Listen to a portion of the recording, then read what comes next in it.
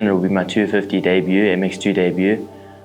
Closed the 1-5 chapter, now opening a new chapter with the MX2 class. So I'm hoping to give the team, my family, myself good results there and just have a good learning year and as my rookie year.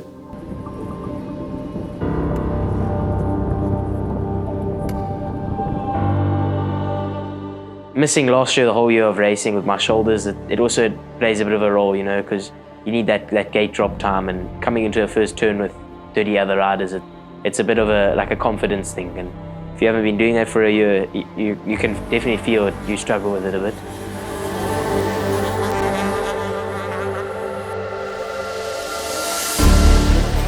The biggest advantage for KTM for me is I've always been on the brand, so I feel very comfortable on it. Almost have like a lot of data on it because I've always ridden one. And then having the factory support, there's a lot of guys in the team, so whether an enduro guy or a different motocross guy, if one of us tries something and it works, if it works in enduro, we can test it in motocross, vice versa. So there's a lot more people with a common goal. So that aspect is quite cool about it in South Africa. Like if I find something works for me, I can tell Kevin. Kevin can take it back to Luke or to Trey on the 1-5 because a lot of the bikes share a lot of parts. So that's a cool aspect. Or if Kevin finds something works with Luke or Trey finds something works, I mean, we can all just normally bolt it on and try it, and that's quite a cool thing.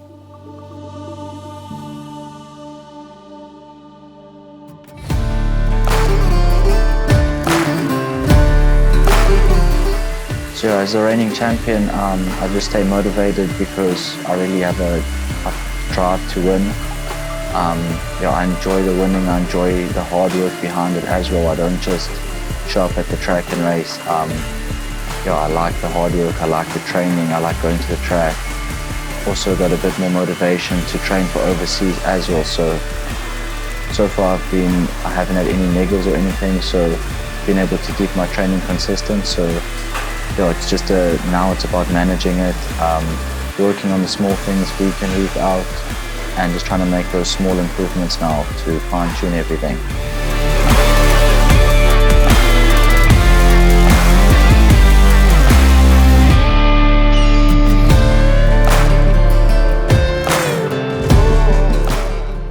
At the moment I'm training 7 days a week,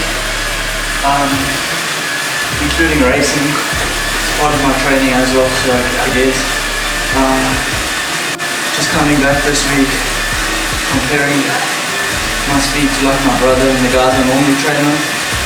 I feel like just in the past month I'm a second or two up from when I left, so to come home and just see the improvements in a month, that's good for my mindset and stuff going back there.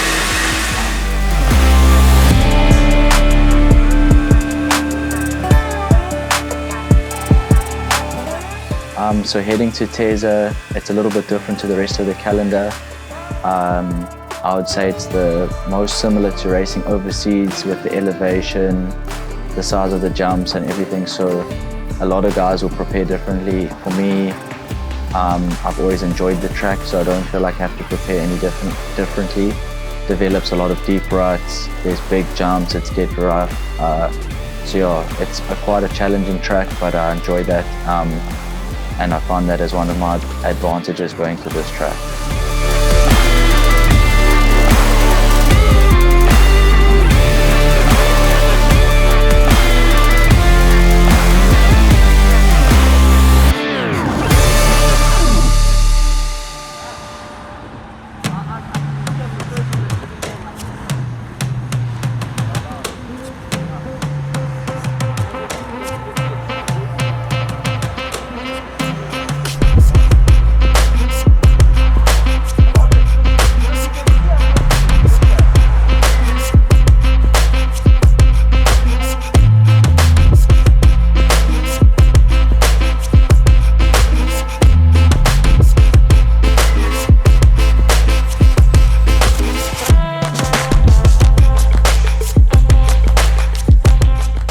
Luke was battling the transition from his practice bike to his race bike on a race day.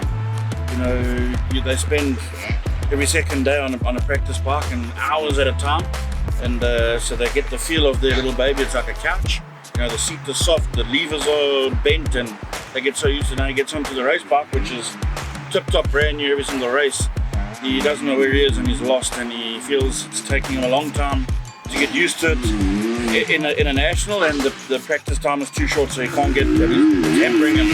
So he asked me to come down just before we get to Teza, and just so he can have a ride in his practice bike, and his race bike, and we try and set it up as best as possible, as close to the practice bike as we can. So a couple of adjustments, you know, we change levers over from the practice bike to this bike and just try and make it feel a bit more comfortable.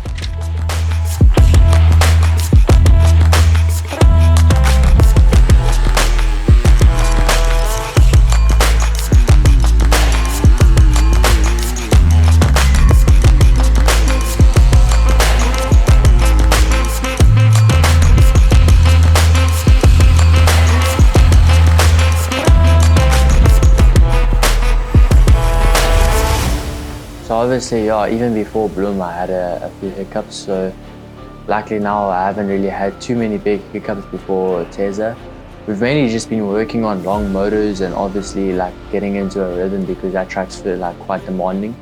So yeah, we've been working on getting into good rhythms and strong rhythms, putting in good sprint laps, and yeah, we've been working a lot on bike setup with Kev.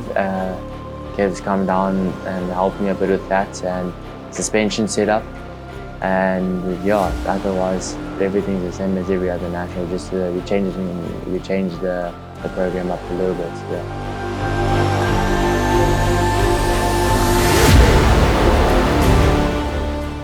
Right, so good morning folks, welcome here to Teza for round 4 of the International Motocross Championships. This is the halfway stop on the championships. They've just come off Bloemfontein. That's Teza, then they're on to Maritzburg. The track's looking absolutely sublime. And I'll tell you something, expect some serious fireworks out on the track here today. So yeah, it's all happening right here at Teza. At first when I got onto the team, like it was like very like, well, this is big. But now, like in a way, I almost feel like I'm at home. Like I don't feel like any pressure or anything. And in a way, I feel like that's helped me become a better rider and like take away pressure. Like don't put as much pressure on myself, because yeah, when I got onto the team, I put so much pressure on myself. I mean, I was making so many mistakes, and then yeah, so I feel like it's helped me mature as a rider. And yeah, otherwise it feels good. It's cool to be a part of such a great team.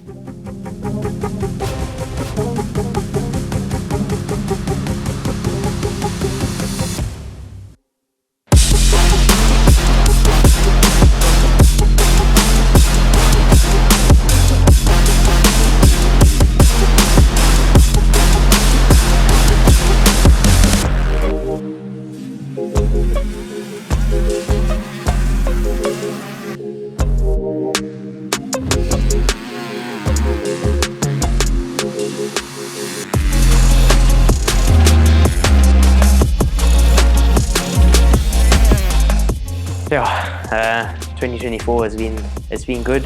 Yeah, it's been good and bad. You know, like I've been struggling a bit with my first motos in all the rounds this year.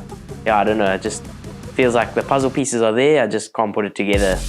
I mean, I'm getting there slowly. I can feel it's getting better and better each round.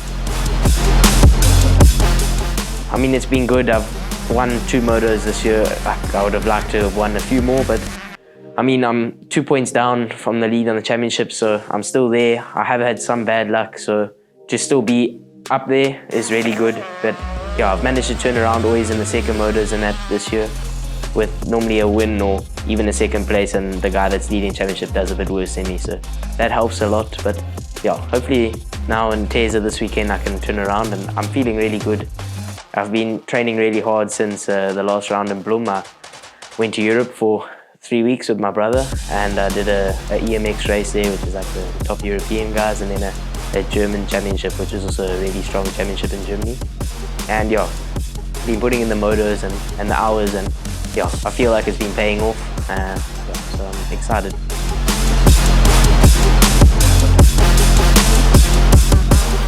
I'm really happy with how my year's been, with everything, my team, how they've helped me with when we've had bike issues. You know, the whole team comes together and tries to help me. Today I had a few bike issues in practice, but yeah, we sorted it and came home with this. So yeah, I couldn't have asked for a better day. Trey Cox made a triumphant return this season after a tough year plagued by injuries. He not only came back stronger, but also claimed the high school class championship. It's a testament to his incredible talent and the support of his team. Luke Grundy, a rookie in the MX2 class, defied expectations and consistently challenged the top riders. His fearless riding style and natural ability have made him a force to be reckoned with.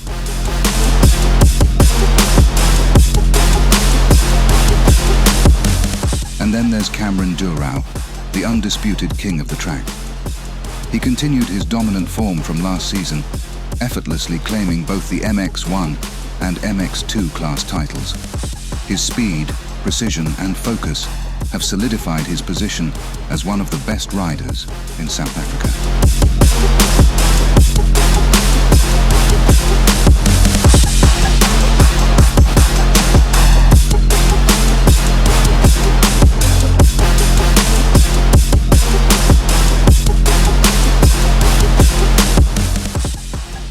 The Red Bull KTM motocross team has once again raised the bar. Get ready for more thrills, spills, and unforgettable moments in the next episode of KTM Beyond the Red Plate.